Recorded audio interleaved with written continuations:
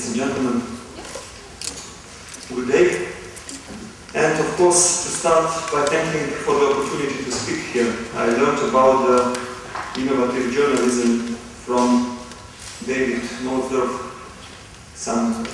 not long ago in Brussels. Of course, since I'm for innovation and I know the role of the journalism, I was enthusiastic from the very beginning. This is my first speech on innovation journalism, really, and I hope it will not be the last. I encourage innovation journalism for one simple reason. It increases understanding of the value of knowledge. And to go together political, financial, and public support for knowledge, without any doubt, it has to be better understood. It is very rare that people support something they do not understand. As Albert Einstein showed when he said, the hardest thing to understand in the world is income tax. So, innovation journalism is all about improving communication, which can in turn increase recognition for innovation. As a politician, I can assure you that recognition can usually be counted in euros and cents. So, the higher innovation's profile and understanding, the easier is to find financial support for it. We at the European Commission have seen very recently the value of communication. We recognize that the negative results of the European Constitution referenda in France and Netherlands 2 years ago were connected also with inadequate communication. Our response has been to launch a so-called Plan D for dialogue, democracy, debate. Now we know at least that if people will still vote against the European idea, it will not be because of the insufficient communication. The European Constitution was about taking the European institutions forward, but in the European Union, we should also consider innovation likewise important. It is about taking modern economies forward. It is not a marginal or a specific interest or story. It is one that actually affects most of us. That is what we have to tell editors and producers, that our interest is actually in their interest. From my knowledge of journalism and that of my staff, I know that editors are so valued and hopefully highly paid because they have the clearest idea of what interests their readers. They are, in fact, the reader-in-chief of their publication, and specializing in the main interest areas of their readers is their job. So, a left-wing magazine cannot be expected to publish the same stories as a right-wing newspaper. A technical journal will not take the same angle as a business trade magazine, and so on.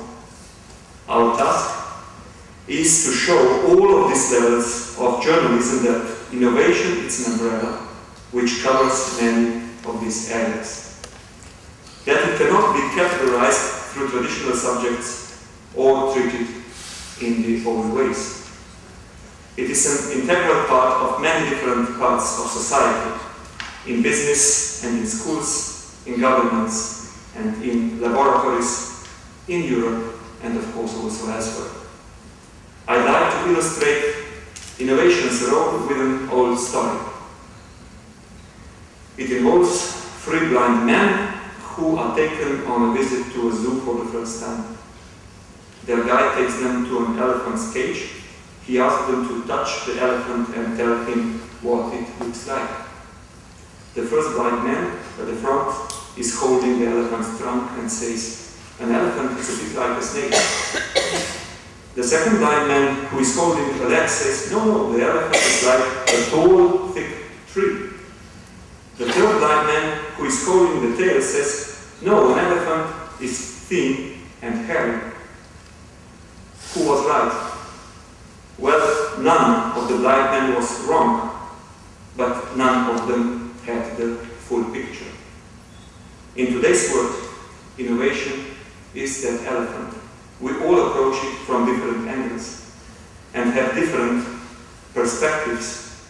And innovation journalism is the ability to see the causality. A second point that I would like to make today is that innovation needs to be given greater importance as well as also visibility. I'd like to illustrate this by telling you about what happened on August the 6th. On August the 6th last century, two events took place, 40 years apart. The first event was one of the most destructive ever. The second event was one of the most creative ever. The first was August the 6th, 1945, the day the first atom bomb was dropped on Hiroshima. The second was August the 6th, 1991, the day the first website was posted by the World Wide Web's creator Tim Berners-Lee. Look at the different media coverage of those two events. The first, unsurprisingly, was covered around all the world. It not only meant the most powerful bomb ever had been created, it also meant the imminent end of the Second World War and over 100,000 casualties on a single day. The second event received virtually no coverage, or at least that we know about. It was a marginal technological event for many, and there is a little point in scanning the internet for media coverage of that day because, of course, the internet did not exist yet. And yet, the impact of both events was enormous for the world. Politically, August the 6th, 1945 brought about a change in direction for the whole world. But so did August the 6th, 1991. Now, 16 years later, there are over 100 million websites. E-commerce is a major part of most economies, and most of us use internet for everything from buying to blogs. And that is the key point. Innovation journalism is not just about new technology, not about just research results or business applications. It is about joining all of those together.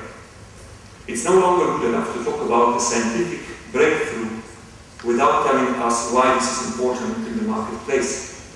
And it's not no longer good enough to talk about increasing market share of products without telling us how R&D has achieved this. This calls for either a new type of journalism or, more realistically, a new approach in journalism. There are not many people who can claim to be good at writing. There are even less who can claim to be good at the science and technology.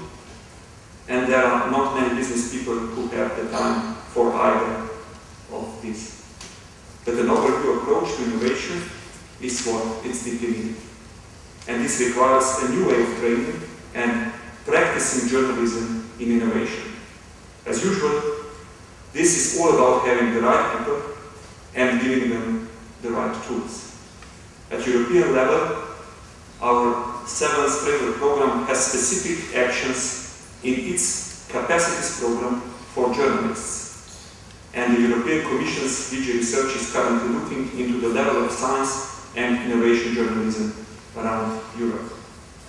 Here in Slovenia, I'm pleased to see that the National Slovenian Technology Agency has already started supporting 3 projects on innovation journalism.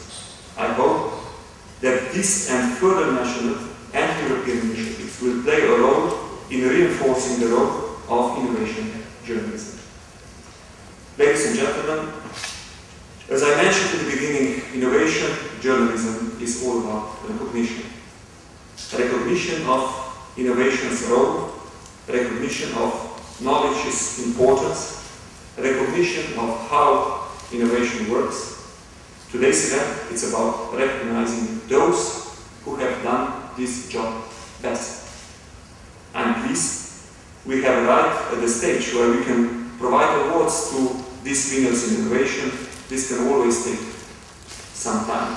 Although the first website was uploaded about 16 years ago, the first Webby Awards, these are the Oscars for websites, only took place in 1999.